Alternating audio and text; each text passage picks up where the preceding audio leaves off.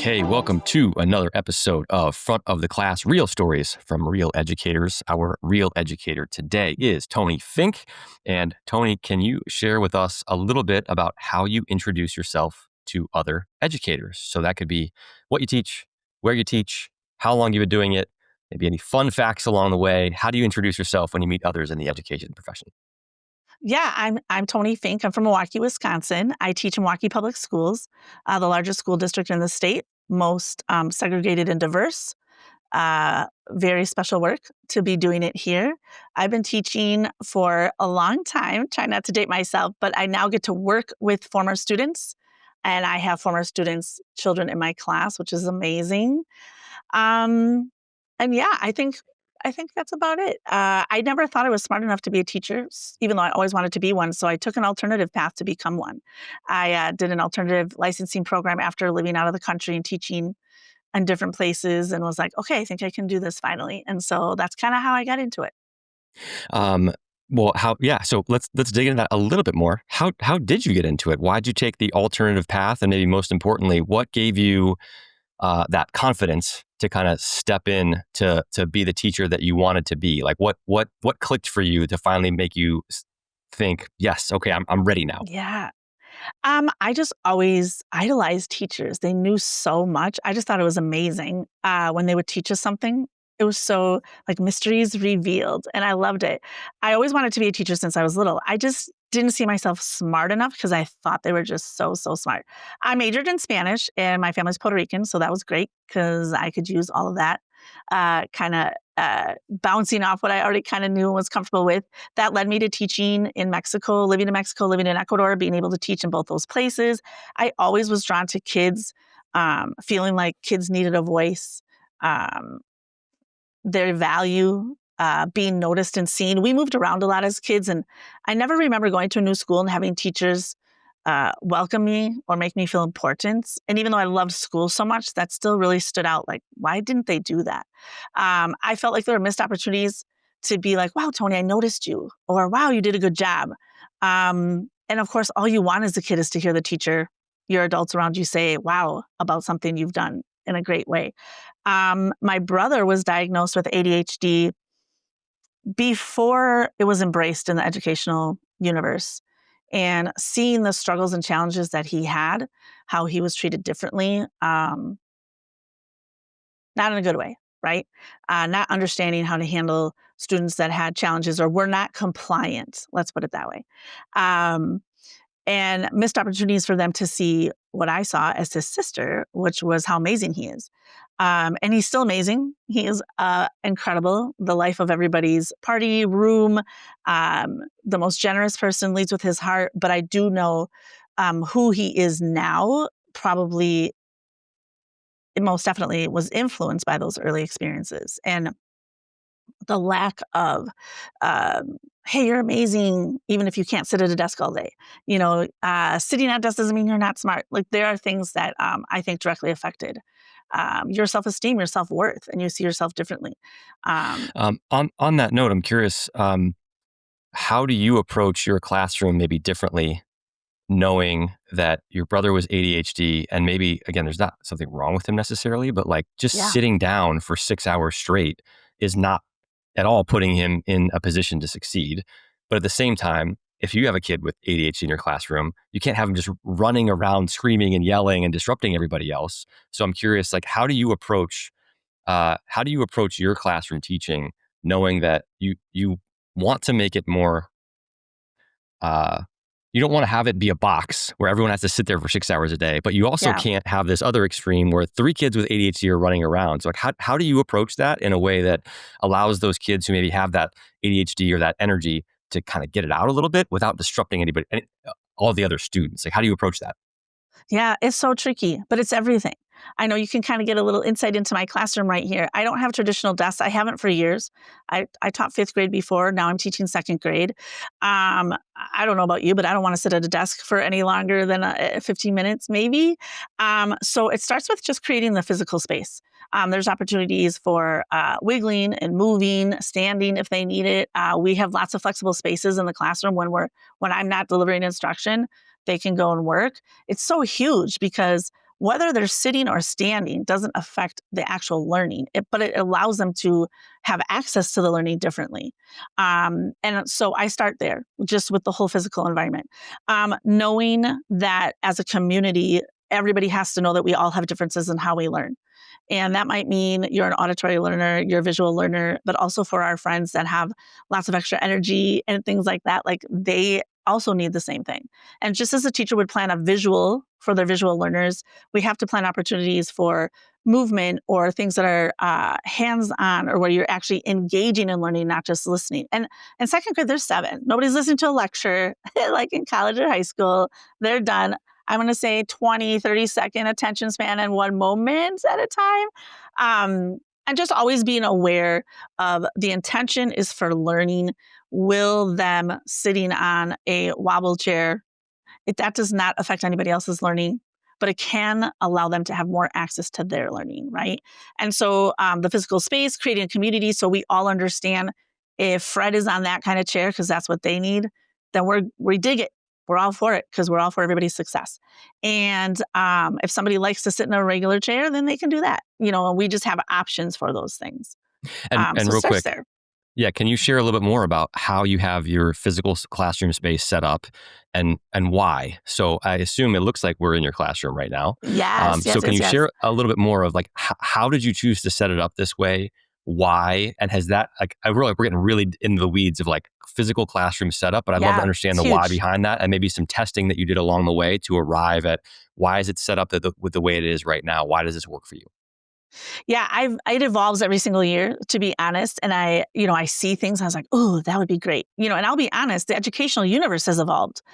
When I was doing this 10 years ago, you were making it up because there weren't ways to purchase, there weren't things designed, and so we would just find things and kind of adapt them. I had yoga balls 10 years ago for the kids to sit on, and that is amazing because they're at a place, they're at a station, but they can have that energy, that just constant motion. um, I have low seating on the floor. If they're not on their chair, sometimes they're laying down, but they're engaged and they're working. I have higher chairs for seating for kids who just need more stability and structure for them. When I notice that there's kids that stand up a lot, then we put the desks tables. I don't have tables a little higher, and they can stand. Although at any time, anyone can do any of those things. When it's work time, they have the flexibility of going to different tables, different areas. We have several different carpet areas and all cushions, just all sorts of things where they can feel comfortable. Um, and it's all about like how they can best engage with the learning. And I just offer opportunities for them. We learn how to do it safely.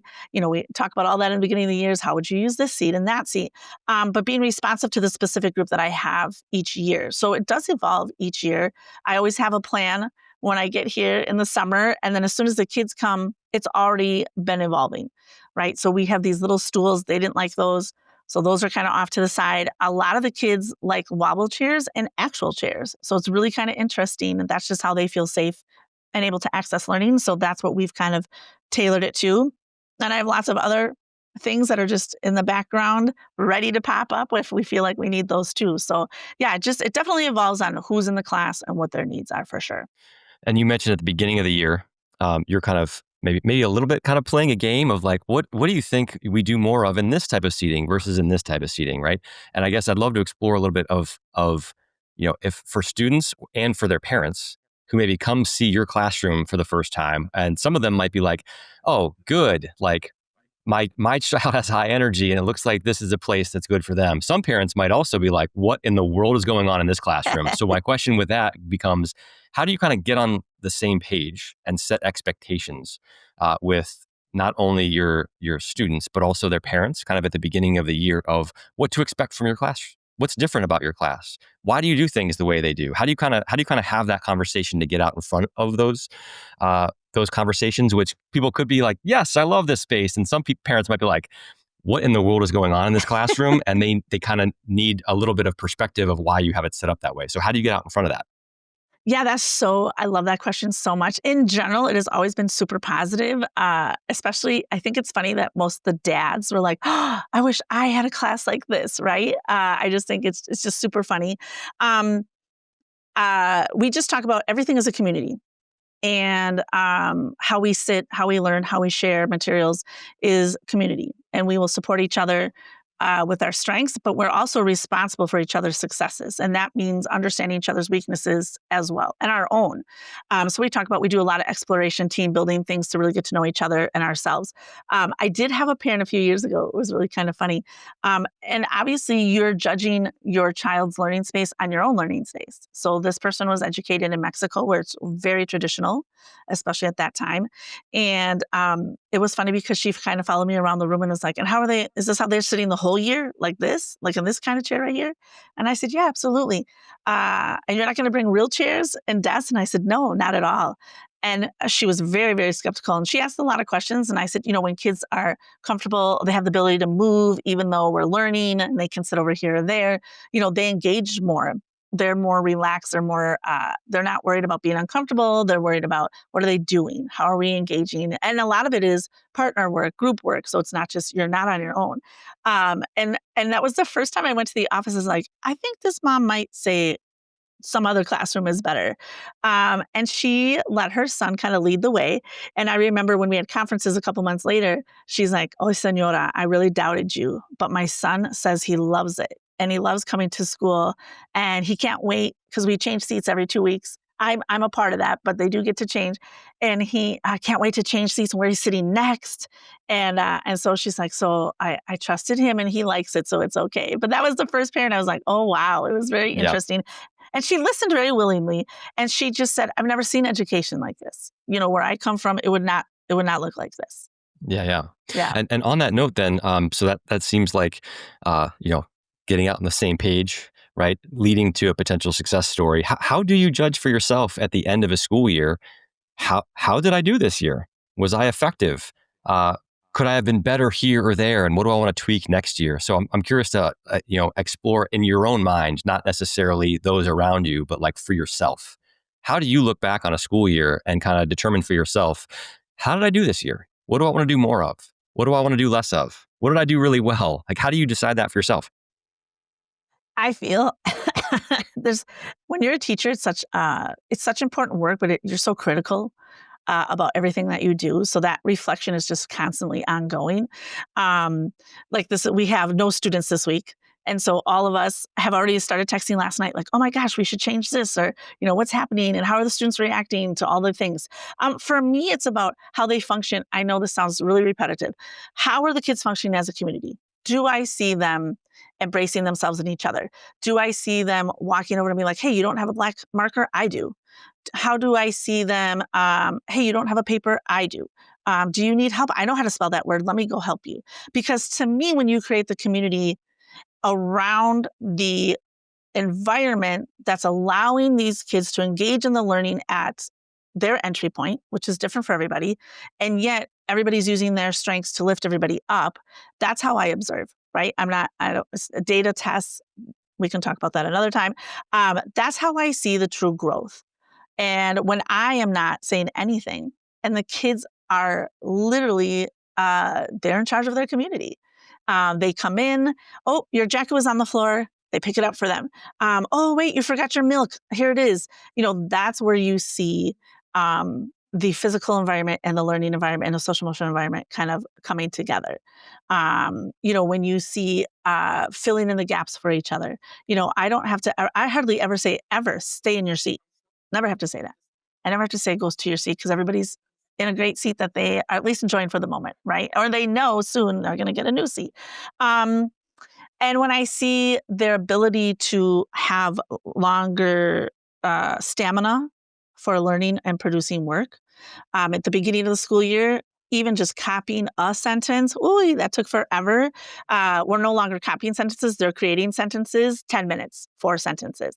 And so you kind of just see what's happening, what's working.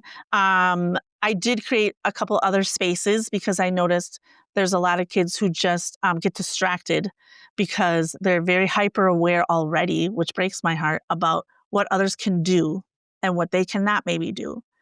And so I created alternative spaces where they could come work while they're working and not be distracted by that. And so that was a direct response to what I was seeing. So at the end of the year, when I see academic and social emotional growth, but also how that community came together, That's how I know that that was working. And there's always things where I'm like, I gave that direction and they did weird things. So I sent that message wrong. I need to figure out how I'm going to send that message better or set the steps up or structure better, because that to me is a communication error, right?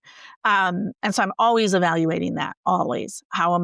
Did they need a visual for that? Do I need a poster for that? Is there space for that? And some things they get immediately. And I had a poster and a visual and I was like, take that down. They don't even need it. So, you're always balancing and seeing the reactions and reflecting on what was success or not.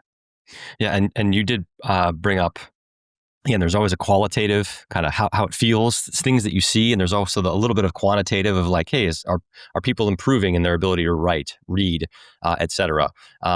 How do you kind of judge that side? I mean, you mentioned kind of standardized tests, and sometimes people love them, sometimes people hate them, sometimes people are like, this is how we know kids are doing well. Sometimes it seems like it's too much, but there is still, on some level, right, for a second grade, like there's still some level of baseline of ability to read, write, speak, et cetera. So I'm curious to dig in a little bit of how do you assess that impact of kind of a standard of maybe the typical things that an 8, 9-year-old second grader should be able to do, and your ability to kind of lift them up in that regard. Like, how do you think about that?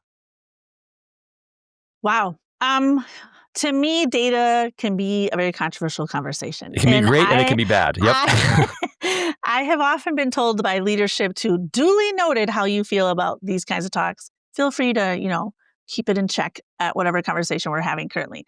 I feel standardized tests and all those kinds of things are unfair practices, especially for young children. Those are snapshots of a moment in time, 15, 20 minutes, maybe a little more. And then we judge them on that 15, 20 minutes, almost until for the rest of the year, till they take it again. Um, and there's just so many factors that go into those kinds of things. And so I tread lightly.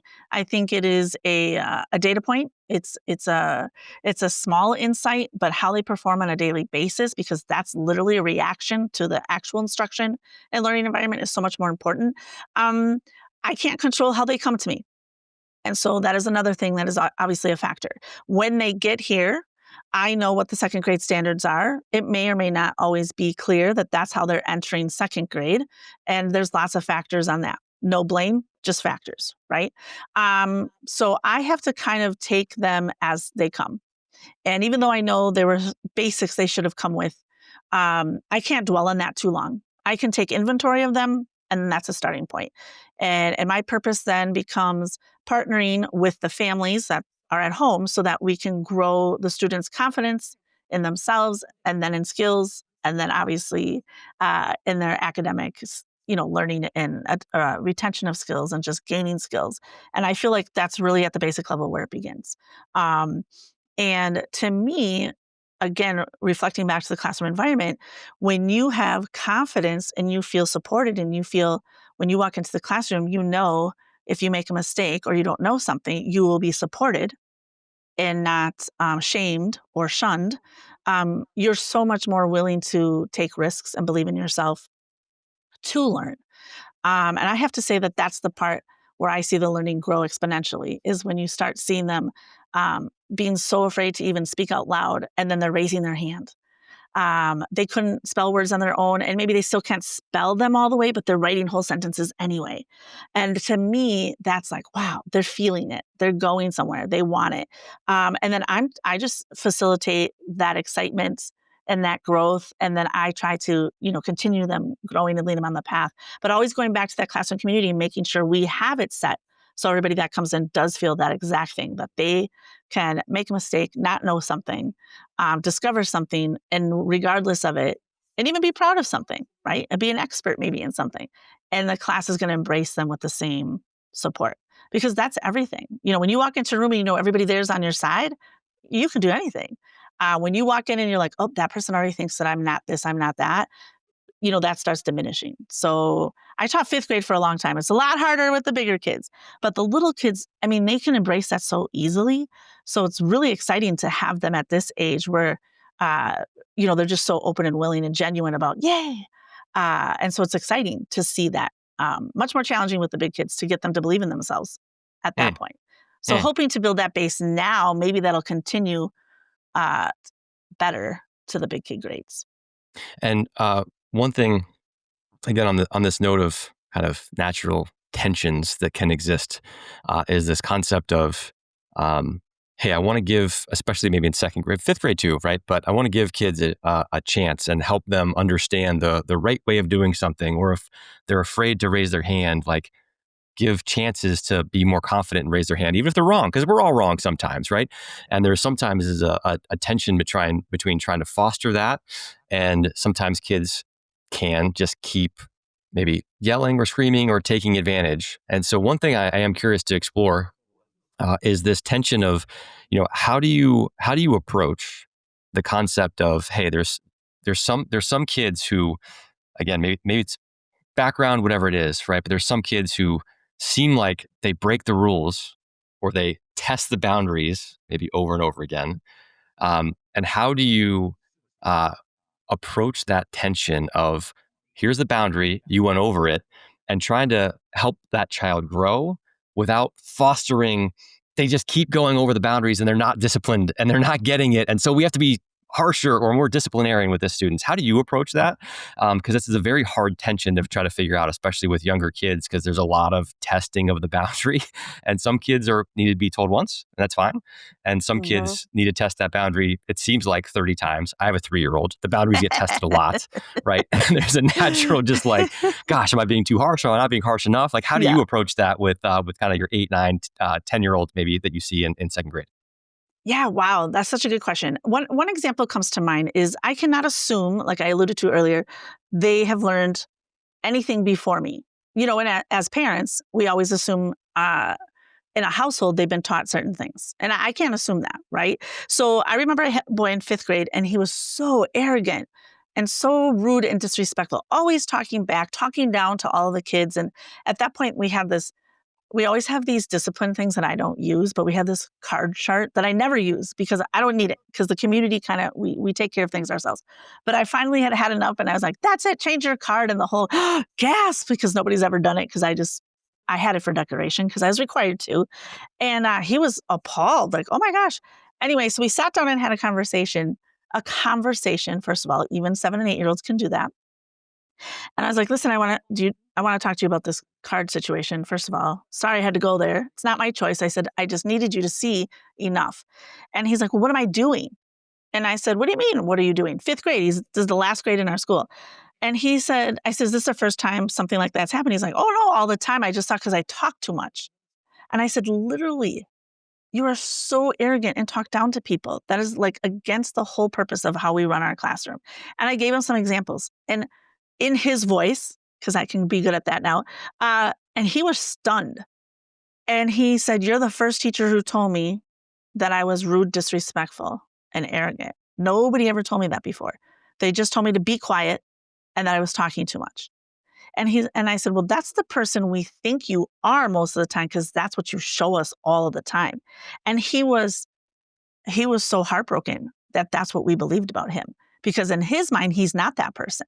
Mm. And that conversation was really telling to me, because all the years he's been told the same things: be quiet, be quiet, be quiet. But there wasn't a deeper conversation about, this is why you need to be quiet, because this is how you're coming off and what you're saying.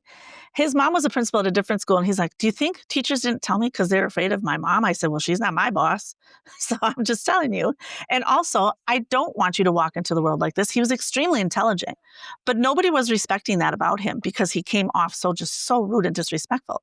And I said, nobody's looking at your intelligence anymore. We're just like, oh my gosh, can he just not be so rude? And that conversation to me was very telling, because when we're telling kids to do stuff, we're missing that point where we're explaining to them why it's not going to work, either in the classroom, in the school, or in society in general. And even 7-year-olds can listen to those conversations like, hey, I also need to respect the fact that another conversation comes to mind. A girl was just always talking back to me. And that's one of my things that I struggle with. And I was like, listen, I just want to understand why you're talking like that to me, because I feel like I try to speak very respectfully to you. I'm not on your case any more than anybody else. So I'm just asking, like, this is what I hear from you. And again, when I played it back to her, she said, well, that's how I talk to my mama. And I Mm. said, okay, you need to know that is a special relationship you two have. I'm not a part of it. So I don't understand that. And to me, it feels, again, so disrespectful and rude. And she's like, well, I didn't know that's how I talk to everybody, because in the house, that's how we engage. And so I think that always for me is going back to, what do they know? I'm assuming they understand why this is wrong or why it's disruptive or why we can't have them doing all these crazy things. And after those conversations, I don't ever assume. So some of these kids don't understand. They know they're different. Um, and they're just reacting. Like, they're reacting to every stimulus happening at once. They think they have to respond to it. I think understanding intention.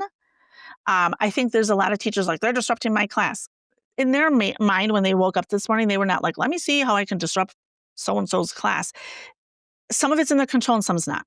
And yes, it still needs to get handled, but there has to be a conversation like, that's a little too much. I have a friend that checks in with me, ADHD to the max, every lunch hour.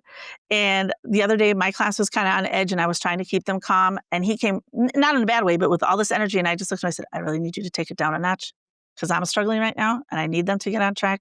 So can you just take it down? He's like, oh, okay. And it was like that. But like I said, there's not to have assumptions that they already know. And yes, they're being told a lot of things, but are they really getting it? And their intention? Are they in, I think sometimes, this may be a little controversial statement, I think sometimes as teachers, we feel control and compliance is how students show their respect and care for us. And when they're not compliant or we feel we're not in control, we are personally like, oh, they don't see how valuable I am as their teacher and they're not complying. And we have to understand compliance is nothing more than compliance. It's not necessarily a sign of anything more.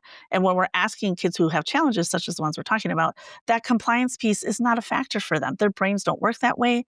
It's not about compliance. And in fact, they tend to be hyper aware of how they're letting people down around them because they know it's not within their control. And I'm not here to cause that kind of harm, right?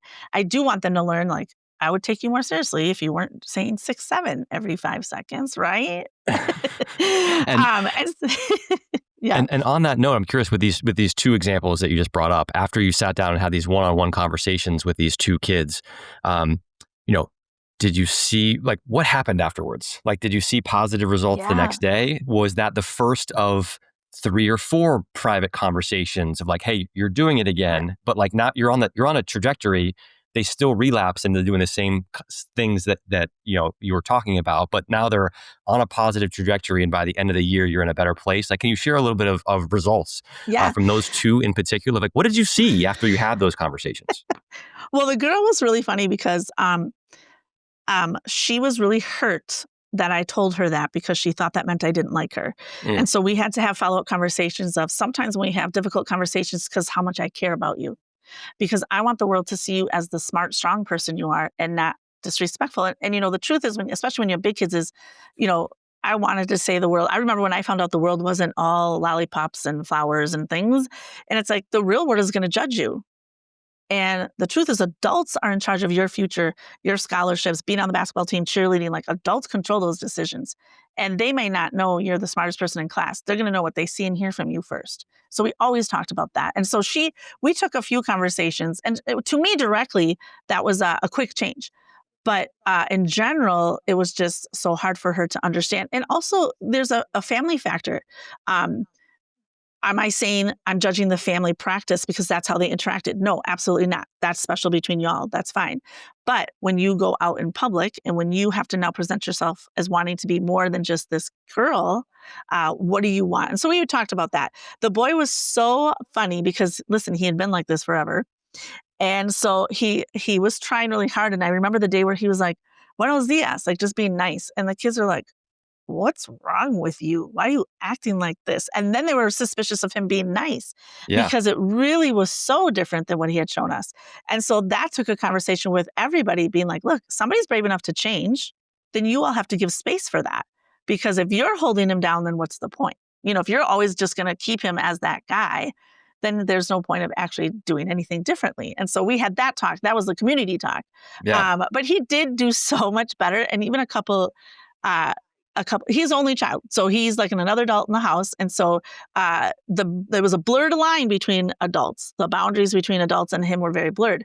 And that was a big complaint from other adults in the building. And so he did do better at trying to check himself, and And again, we talked about like in your house, you feel more equal. You get to question decisions and things.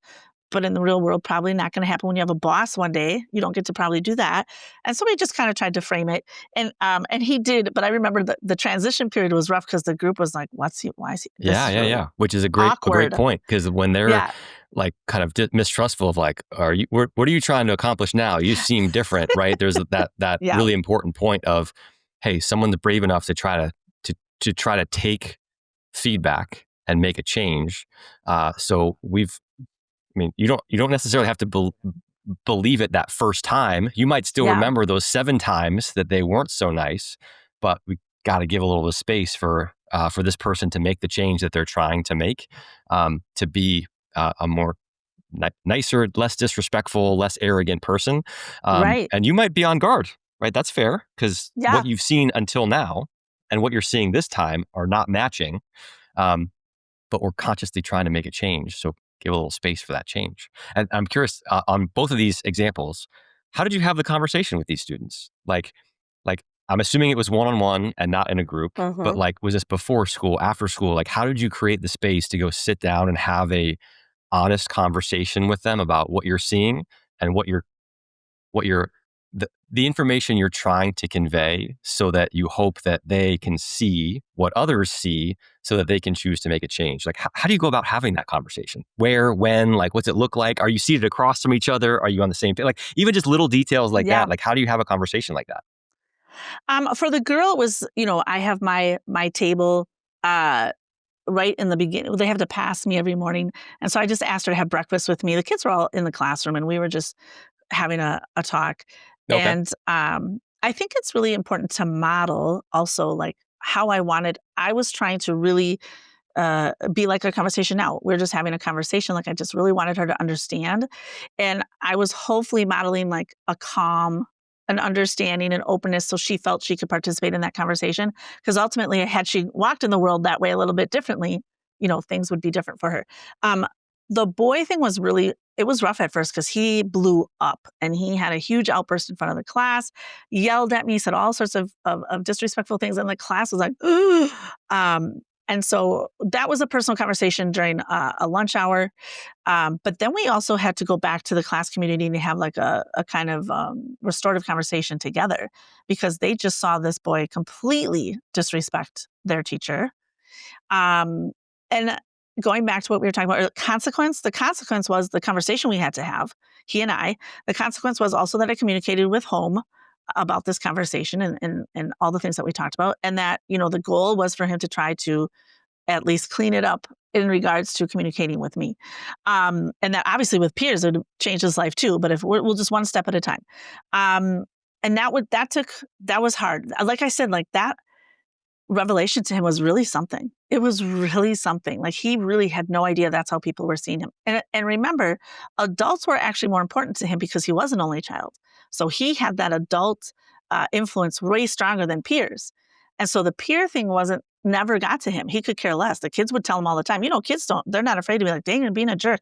Didn't care. It Yeah. wasn't until he and I had that heart to heart where he was like, that's how the other teachers see me. That's how every teacher sees you as far as how they've communicated with me. That to him was the point where like, wow, that's not how I really wanted to be seen. Yeah. And so that took multiple conversations, but definitely, you have to always go back to the class community. What do they see? What do they hear? How do we clean that up too? So yeah, And again, more detail. Like, I'm curious, like, after this student disrespects you, yells to you and in front of the whole class, and the whole class sees it, um, you know, do you have him apologize? Do you formally then say, I forgive you? Like, what happens next, right? Because for all the students in class, they might be thinking, is it okay to yell at the teacher? Oh, that's just him. Or they're all observing, right, of like yeah, what happens right, next, to try to understand, like, do they break the rules? Do they not break the rules? Is only that kid allowed to break the rules? But that's not fair. So they're all little observing of like, all right, yeah. how do I play this? So I'm curious, what happened after that? Like, did you how was the situation handled, say, over the next days or weeks, to kind of address that issue that happened that everybody saw? Yeah, we had that clearing conversation, which involved me explaining that I had to have a talk with him, and this is what I said, and Yeah. that we talked just like I'm talking to you. There was no Yep. Just yelling, there was nothing cool, involved. calm. And then he, facing the kids and having to admit that's just how he was and didn't know that it was coming off a certain way, which, it was fifth grade. So they're like, yeah, right. Yeah. But he's like, no, for real. And so he really had to be vulnerable in front of them, which obviously was difficult for him. And I really wanted to model the forgiveness, and now you have another chance. However, I always am saying, like, you're getting another chance because, apologies to me are like, I'm my bad, but I have to do better. But then you have to give them a chance to do better. Kind of like we were saying before. If we're just going to hold them down to that same thing, there's no point of trying to do any better. And so I try to also be calm. And like after that moment, like I always high five, we seal the deal. Then we're done. We've sealed it. It's over. It's done. But now we know like the next step, which is new, should be continuing. And so I just really tried to lead with like, I forgot all about that. I didn't. And we all knew like, hey, if that pops up again though, there's going to be the next step has to come on. And whatever that step is, we'll find out in that moment what it needs to be. But I wanted the kids to see how you can move past an incident as well. And then I know this sounds so simple, and I'm not I'm more of a football soccer fan, but the basketball thing works better. When you learn how to do a layup, you just don't like, here, let's learn how to lay up. And then you're not going to do layups for the next 2 weeks of basketball practice. You're doing them constantly practicing. For me, the behavior thing is the same. If I'm telling you that behavior was inappropriate, I now have to provide places for you to practice the right way of doing it. And I can't do that if I'm already judging you the second you walk in the door, like, oh, here you are again. Oh, we know you're going to mess up. Like that's not allowing you an opportunity to practice. It's not going to be perfect. Like you said, it doesn't take just one conversation. I wish that would be amazing. I need more than one conversation for a lot of things too. But giving them the opportunity on a clean slate to practice that. Otherwise, why are we wasting our voice on that? If we're still going to judge them as the adults or even let the kids still judge them and not allow them opportunity to be different, then they're not going to be. And then it is going to go back to that same thing. So I just really try to show the kids like, all right, I'm done with that. You should be done with that. We're taking him at his word because everybody wants to be taken at their word. And we're going to see where it goes. If things are bumpy along the way, then we're going to figure it out too. So I just try so hard to be conscious that it's not easy. It sounds real easy when I'm telling you right now, but it's not always that easy. But I just have to go back to that basketball analogy. Like I'm teaching them this, but I'm not giving them a chance to practice it. That really doesn't make much sense. Yeah, definitely not easy. Not easy to go from that disrespectful to now we're going to name it to now we're going to give you a chance to maybe you backslide a little bit. Never easy of how heavy-handed or forgiving should I be? And on your basketball example, I'll even give an example of this. Like this thing that you're describing in 5th and 2nd grade is not unique to 5th and 2nd grade. These examples of someone crossing a boundary and then how harsh should I be versus how forgiving I should be apply in all contexts in life. And this basketball example is from those 90s kind of Chicago's Bulls teams that won like 6 titles. Well, in between those 2 years when they didn't win, when Michael played baseball, Scottie Pippen was now the best player on the team. And there was a playoff game where there was a last second shot for the Bulls and Coach Phil Jackson drew it up where Scottie Pippen was not going to take this last shot to potentially win the game. Somebody else was going to take the shot. And Pippen decided to just not even go in the game. He just sat on the bench. Said, if I'm not taking the shot, I'm not in. And whoever actually got the shot ended up hitting it. They won the game. But then there's a story of like, they go into the locker room afterwards. And like one of the players is in tears saying like, I can't believe how disrespectful that was, Scotty. Yeah. And there's a whole feeling there of like, what do you do now? Your star best player just kind of quit on his team because he wasn't anointed to take the last shot. Mm-hmm. What happens? Do you just not play him the rest of the playoffs? Does he say sorry? If he did say sorry, do people think he meant it? Like there's a whole bunch of stuff that goes on of like, do we forgive and move past this? Or do we hold this over his head and not play him?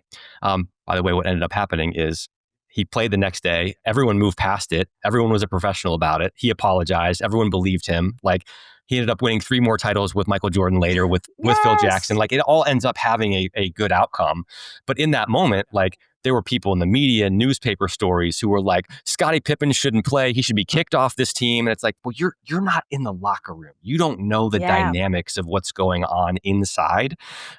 Anyway, I just share that story because do I forgive or do I go heavy-handed? like this is a natural tension through all of life, even at NBA level Yeah. basketball, right? Like it's hard to Yes. figure this out. And sometimes there's individual facts and circumstances going on that you just happen to take into account to figure out how do you play this situation Mhm. for everyone's benefit.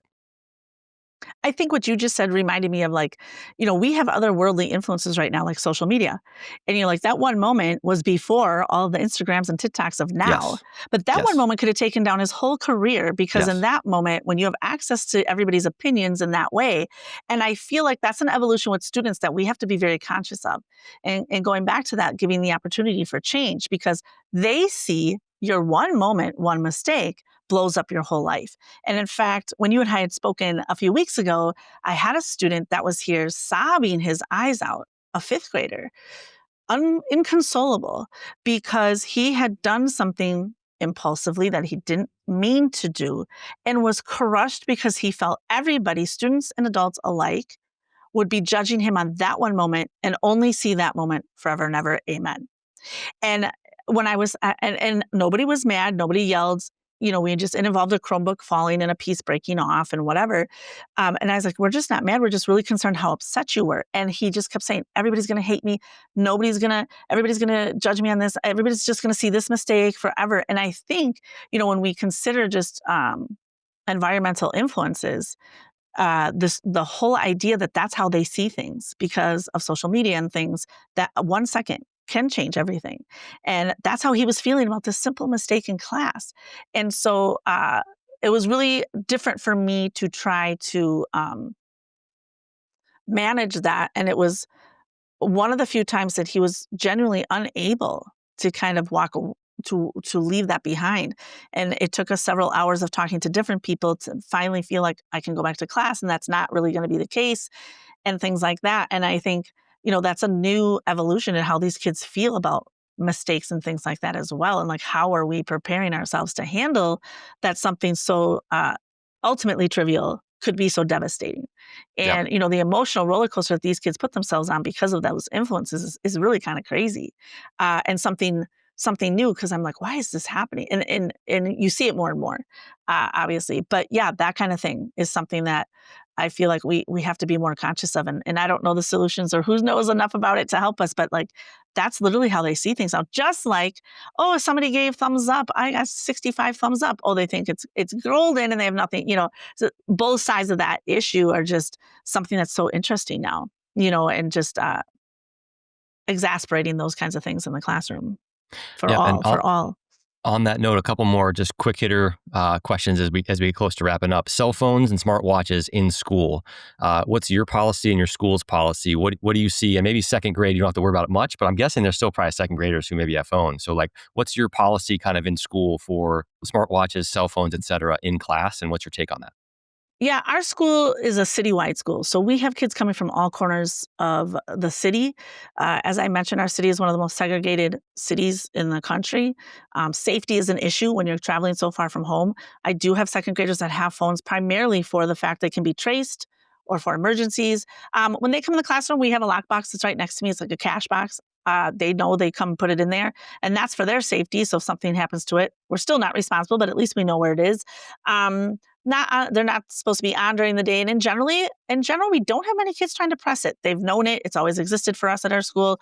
I would say the adults are very consistent about holding the kids to that. Each teacher has a place where they put them. They put them there at the end of the day. If they prefer it in the office, they can do that. Even when I taught fifth grade, I just had a place. They just put them in there and it was fine. I understand the threats of schools and how my son is in college now in Toronto, but I remember when he was in high school, just thinking if something happened and he didn't have one, what would happen? I totally get it. I think if I were teaching older kids still, I would find a way to incorporate it and embrace it. I don't know how, but I would have moments where get your phones out. We're going to do a game. We're going to do something we all can engage on it. How you do that safety obviously is again setting standards, building trust, making sure we're all in it. And if not, then you break trust, then you have consequences. But in general, our school it's not an issue. Our school goes to fifth grade. Our building is second to fifth only, and so it's usually a non-factor. Yeah, for us. Yep, got it. And what to you is the single best part about this profession, education? Oh my gosh. everything. I would say the relationships you build with the kids and the parents, the families, seeing the impacts that you have. A former student of mine who never really had confidence in himself as a student and had a lot of anxiety in middle and high school is now chefing at a wonderful restaurant here in town. And my husband and I got to go to the restaurant and taste this amazing food that he's created. Um, and seeing those moments it's the everything. It's the everything. Every hug, every smile, every like, I did it. I did it. Um, Never the test scores. It's never that. It's never about that. Seeing them grow as people, helping them through crisis, supporting them. Um, these are people. They're real people. Just because they're little, doesn't mean that they deserve less. So I just think every day, the smiles, the fun, and I mean, it is challenging. It's challenging. I'm making it sound like all hugs and rainbows. But I try to focus on those moments because they take you to the next one, and take you through those things. But it's just the relationships that you build. And I keep in touch with so many of my people and seeing them grow up. And I've seen their babies and their weddings and, the quinceañeras and funerals, and all the things. And just knowing that you have made a special impact on somebody and them on you, and that it doesn't end when they're not in your class any longer, I think is just the greatest reward. And for any new teachers out there who maybe are in their first year or still early in their career, or maybe they're about to be in their first year soon, what, if anything, would be your number one piece of advice to someone who is brand new in this profession Whoa. and they're trying to figure out how they're doing and how to survive? What would be your number one piece of advice to folks who are Wow. kind of brand new? Wow, I can't imagine starting out now. I mean, the environment is so tricky with education and things. Don't give up. Have a support system. This work cannot be done alone. You need your family, your friends, you need your colleagues, you need those people who are going to lift you up and then also tell you, like, I don't know about that. That community is going to keep you from losing your mind in lots of ways. But that's the other beauty of coming to work every day is 3 teachers here were former students. And so that's amazing. My joy every day is learning from them and just being there for each other. I think like when you have that support system, you feel like you can do anything, even though all the crazy is happening around you. And just, be brave. Just be brave. Don't give up. Don't give up. Create your support system so you can keep going. Yep. And last one, anything that you were maybe hoping we were going to get to talk about today, but we just didn't have a chance to, that you want to share, stories, wisdom, etc., or anything that you've already shared that is so important you want to say it one more time because you just don't want it to get lost. So any new or repeated words of wisdom? One of the things that I was thinking about when we talked about all these things is we're talking about children and how they test you and things. And I feel like in our case, in our city, we're tested a lot because the students struggle with trust for one reason or another. And just know that testing is sometimes at what point will you give up on me? They're just checking. They're checking to see what is that moment where got them. Now they're done with me. And don't let them get there. Don't let them get there. You know, always know that you can come back and they can come back. And when you kind of consider maybe that the things that have happened in their young lives have influenced the fact that they don't have trust, being conscious of that. And I always say, try not to judge the parents, and the kids. The kids aren't making decisions, and the parents' decision making is for whatever their circumstances are. I'm not here to judge that, but we can still work together for the children. And I just think, remember, you know, we don't know. We just don't know, and it's just really important to keep that at the forefront, whether it's cultural, racial, financial. Like there are so many factors in creating people and who they are, and not assuming bad intentions. Always going back to like, do you think that 7-year-old woke up today and been like, let me make my teacher's life miserable today? No, that wasn't their intent. It might have happened. But always being aware of like intent is a big part for me. Like I know that's not their intention. It's happening. We're going to handle it. But don't put intent on children sometimes, I guess. And, just judging and knowing that these tests sometimes are trying to see, what can is there a level they can take you to? And then you're done with them, and don't be done with them. They're just children, whatever age you're teaching. And I just think it's so important to think about that. Yeah. Well, definitely some great real stories from a real educator. Thanks so much, Toni Fink, for sharing your stories here in the education world, and especially this natural tension of, man, sometimes you're going to get tested, and how do you go about your reactions in such a way where you're setting boundaries of what's good and what's not good and what's okay and what's not okay without losing that trust where a kid feels like they've completely uh, they've completely lost your trust. So how do you maintain that balance, which is a hard thing to do? So thanks for sharing some of your specific examples of how you go about doing that, because this is a hard thing we all struggle with, even all the way up into the NBA, right? So thanks so much for your real Right. stories and real education. Appreciate you. Yes, thank you. What a pleasure.